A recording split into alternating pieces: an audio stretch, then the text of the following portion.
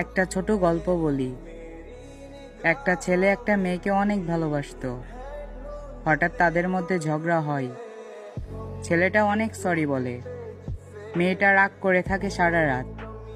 ছেলেটা মেয়েটাকে মেসেজ দেয়, সরি বলে, কিন্তু মেয়েটা কোনো রিপ্লাই দেয় না।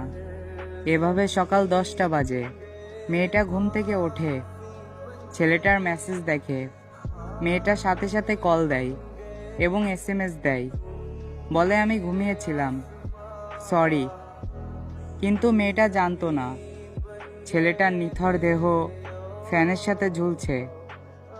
তো সবাইকে একটা কথাই বলি, সময় থাকতে তোমাদের ভালোবাসার মানুষটাকে কদর দিও, তার মূল্য বুঝো, তাকে ভালোবেসো।